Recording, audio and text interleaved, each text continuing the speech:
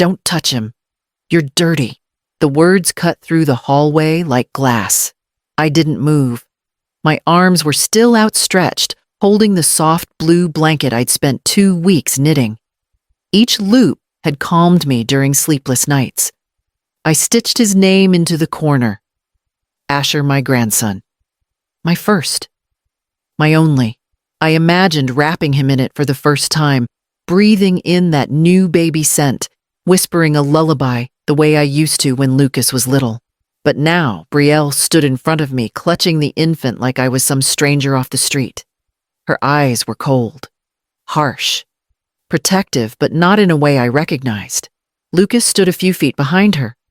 I looked at him, just looked, waiting, hoping. He didn't say anything. My arms slowly dropped the blanket, folding slightly against itself. I stepped back. The hallway suddenly felt too narrow, like the walls were pressing in. Brielle turned, whispered something to the baby, and disappeared into the nursery, slamming the door behind her. Lucas lingered. His shoulders shifted, like he wanted to say something. Some soft apology, maybe a bridge to stand on. But instead, he exhaled through his nose and followed his wife, letting the door click shut behind him. I was left holding the blanket. I brought it to my chest. It smelled faintly of lavender from the linen spray I used. I had washed it twice. I had ironed the seams. I had imagined this moment for months. I walked slowly back down the hall, past the guest bathroom I had remodeled for them, past the living room where we used to watch cooking shows together. Everything I had poured into this house for their future, for his future, suddenly felt unwanted. The coffee I'd brewed that morning had gone cold. I didn't warm it again. I sat at the edge of my bed, still holding the blanket, and listened to the faint hum of the white noise machine coming from the nursery. Somewhere beyond that door, my grandson was crying. I wasn't sure if anyone would let me hear it again. I embroidered it late at night when the house was quiet and my thoughts wouldn't stop pacing. Asher Elowyn Ross. The middle name was mine, passed down from my mother, who passed it down from hers. 3 generations of strong women, none of whom ever got to hold a grandson. I thought maybe the name would carry something tender through time, something grounding. I thought it would matter. When Brielle was 5 months along, I refinished the old rocking chair from the attic. It still creaked, but it rocked steady. I reupholstered the cushions in a soft moss-green fabric, not because it matched anything, but because it reminded me of spring. I imagined sitting there with him, humming as the late afternoon sun filtered through the window, baking soft rolls for when he started teething. I was careful not to overstep. I never told Brielle how to eat, sleep, or raise the child. I only asked if she wanted help, offered gently. She nodded sometimes. Other times she changed the subject. I thought she was just tired. Now I wasn't sure it was exhaustion at all. The house felt different after that morning. Quieter, but not peaceful. Like everyone was pretending I wasn't there. Even Lucas. He'd come into the kitchen, pour himself coffee, mumble something, then disappear into the nursery or the garage. The nursery, I hadn't been back inside since the door shut in my face. I had painted the walls a soft buttercream yellow. I had hand-sewn the curtains. I had even made a mobile out of fabric stars and buttons strung from a wooden hoop. It had been sitting on the table near the crib. I didn't know if they ever hung it up. I started closing my bedroom door during the day. I began eating dinner alone. The voices on the other side of the house felt like they belonged to strangers renting space, not the family I thought I was helping. And then one evening, I walked by the trash bin outside and saw the mobile. Still intact. Still mine. Thrown away. That night I couldn't sleep. My chest felt heavy, like I'd been carrying someone else's grief for too long. So I sat at the desk by the window and reached for the brown leather notebook I'd used for years, my little habit of tracking things. It started after my husband died. Back then it was about survival. What went out, what came in, and how much was left to stretch across the next month. Over time, it became something else. A quiet record of how I gave. Birthday gifts for Lucas. Groceries when he was in college. The $400 I covered when Brielle's dental insurance lapsed. I never expected repayment. I just wanted to remember what love looked like in numbers. I flipped to a clean page. October 12th, Mobile. I made thrown in trash. I wrote it slowly, like I was carving it into something permanent. Then just below, I added a title. What they took and how they made me feel. My hand paused. It was strange writing down a feeling like it was a transaction, but it steadied me. Made things real. I continued. 5 years of free rent. Entire nursery built and decorated. Custom rocking chair restored. Groceries every week. Utility bills, gas, electric, water paid in full. Baby blanket hand knitted. Emotional labor, silence, tolerance, patience. Next to each line, I left a space, and in the quiet, I filled in one word at a time. Dismissed, rejected, used, excluded, erased. I didn't cry. Not then. Not for that list. What shook me was the sudden realization that I had been offering love like a service, and now the contract had expired unsigned and unacknowledged. The notebook stayed open on the desk as I lay back down. I didn't bother turning off the light. In the stillness, I could hear the hum of the baby monitor coming from the nursery, faint through the wall. The next morning, I made coffee and noticed something in the mail tray, an envelope I hadn't placed there. My name was crossed out. I stood outside the nursery with the laundry basket in my hands. A tiny onesie dangled over the edge, soft yellow, with little gray ducks still warm from the dryer. I reached for the door. It didn't turn. I jiggled the knob, gently confused at first. Then I saw it. A laminated card taped just above the handle. Do not enter without permission. Newborn protocol in effect. The lettering was printed in a cheery font. There was even a clip art teddy bear next to the words. I stood there for a second longer, waiting for, I don't know, the sound of my name. The creak of the door opening. Something human. Instead, Brielle's voice floated from behind me. We're trying to control germs, she said, not quite meeting my eyes. My mouth opened, closed. I adjusted the basket in my hands. She walked past me like I wasn't part of the sentence, like I was the germ. I placed the folded laundry on the floor beside the door and turned away. By the time I got back to the kitchen, Lucas was already there, pouring himself a cup of coffee. I watched him stir in sugar the same way he did when he was 14. For a moment, I thought about the mornings he used to sit at the counter in his pajamas asking for French toast before school. Now he wouldn't even look up. I tried to drop off some clean clothes, I said quietly. He glanced at me just for a second, then sipped. She's just being careful, he murmured. I nodded. Of course. I waited until Asher was asleep and Brielle had retreated upstairs with the baby monitor. Lucas was still in the living room scrolling through his phone, half watching a basketball game, with the volume turned low. I stood in the doorway for a moment before stepping in. Lucas, I said gently, can we talk?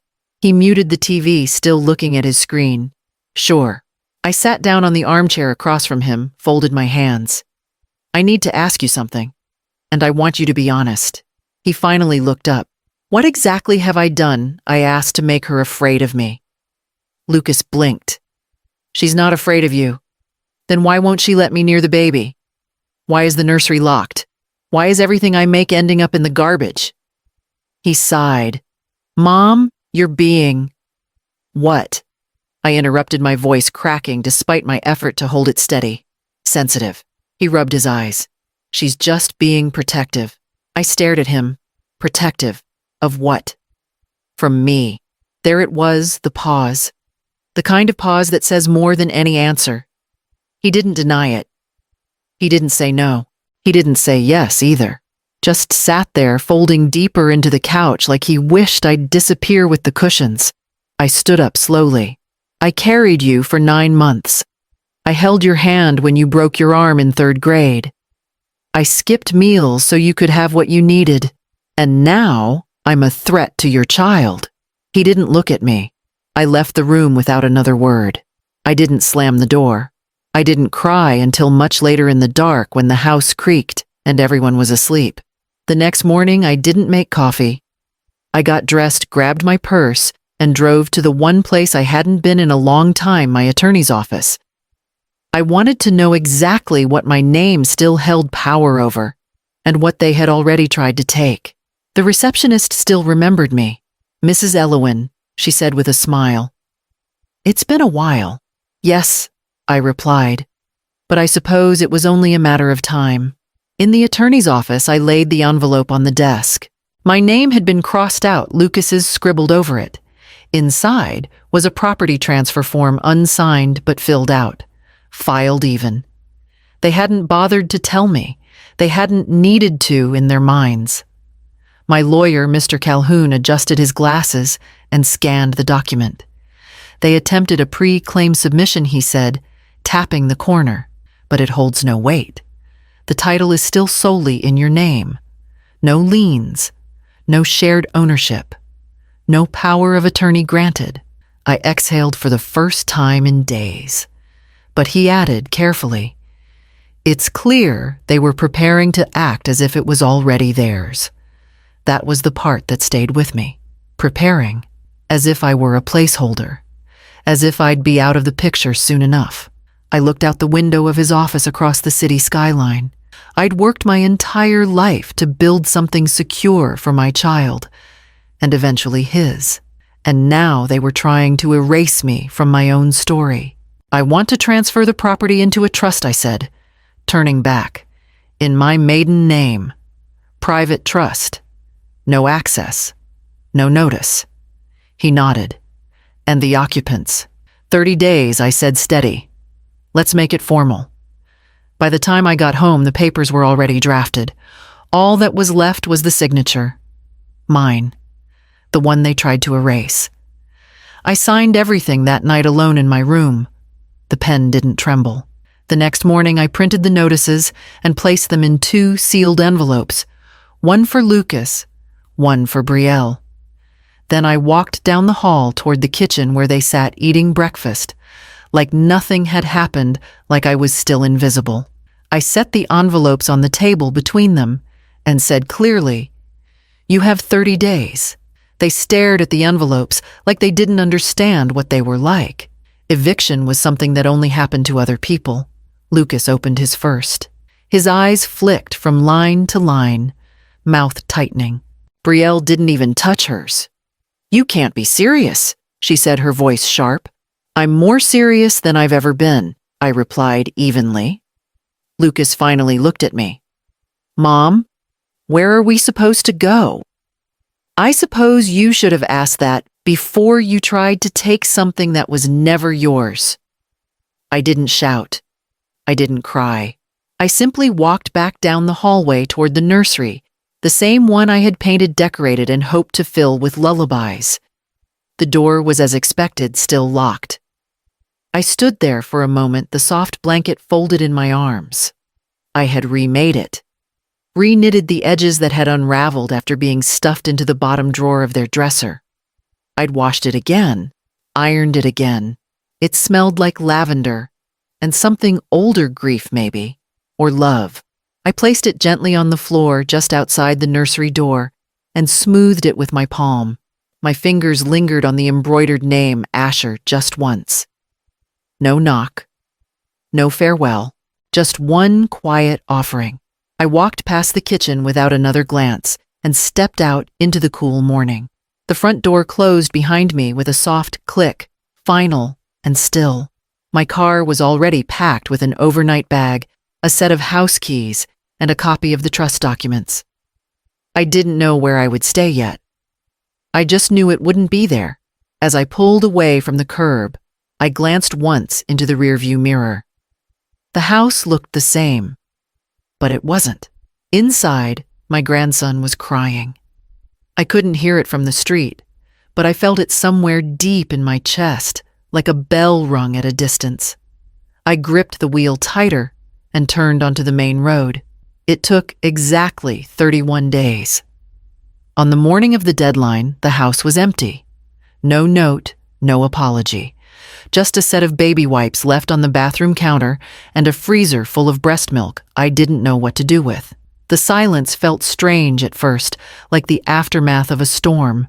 I walked from room to room, half expecting to hear footsteps behind me.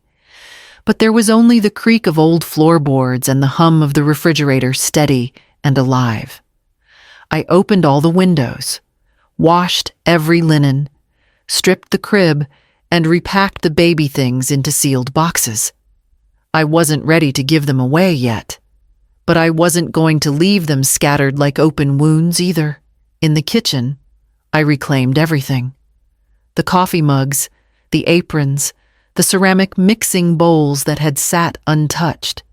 I trimmed the dying basil plant and planted fresh parsley and thyme in the windowsill.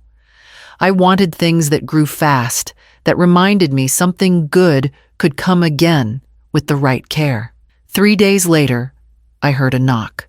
It was Lydia, the girl from down the street, maybe 13. She stood there holding a grocery bag and asked shyly if I could help her make cookies for her mom's birthday. I said yes. We sifted flour, cracked eggs.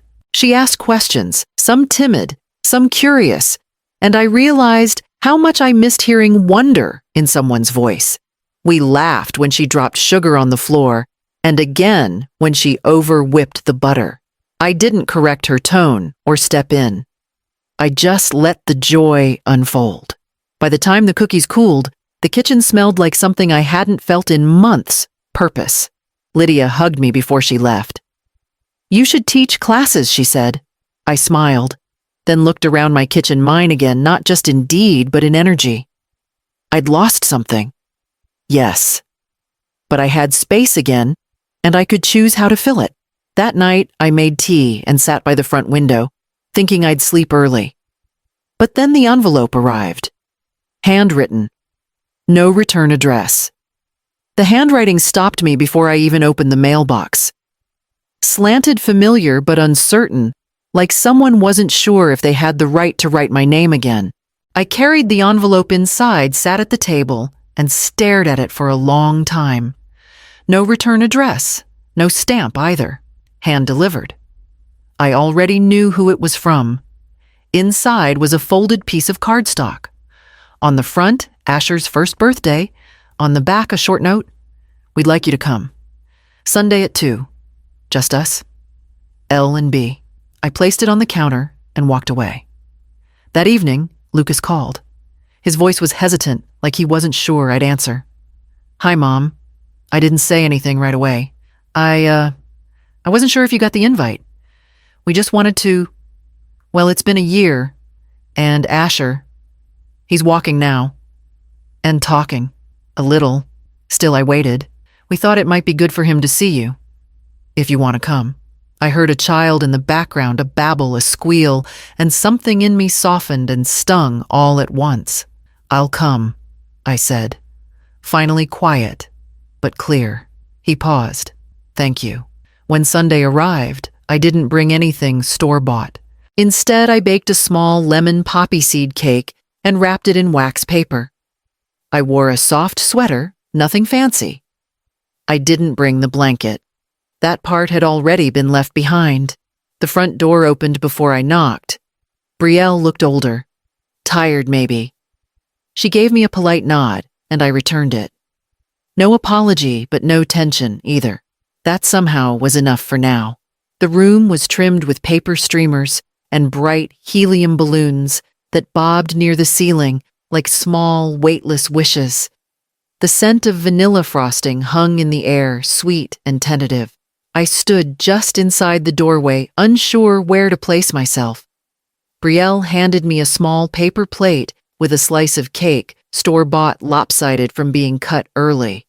She didn't smile, but her hand was steady. I took it without a word, nodding once. There were only a few guests. No extended family. No loud music. Just us, the three of them, and now me. The quiet wasn't awkward this time. It was careful. Asher toddled across the rug, chasing after a balloon that had escaped someone's hand. When it bumped against the far wall and bounced back, he turned and spotted me. For a moment, he stood still. Then he giggled, dropped to his knees, and crawled straight into my lap like he'd been doing it every Sunday of his life. I held him gently, my hands resting on his small back. He smelled like baby shampoo and something warmer. Something mine. Lucas appeared beside me with a cup of coffee. He placed it near my elbow, not saying anything, just being close. Brielle looked over. She saw it. The coffee, the baby in my arms. My smile. She didn't interrupt. Didn't frown. She looked down at her hands, then back up, and for the first time in a long while, she didn't look through me. She looked at me. We didn't talk about what had happened. Not yet. Maybe not ever. But we laughed softly when Asher smashed frosting into his hair. Lucas teased Brielle about the icing. She nudged him. I laughed too because the sound felt real again. I left before sunset. No one asked me to stay longer. No one needed to. When I got home, I took off my shoes by the door, hung my coat, and placed the leftover cake in the fridge. My house was still mine, my peace intact. And now maybe, just maybe so, was something else.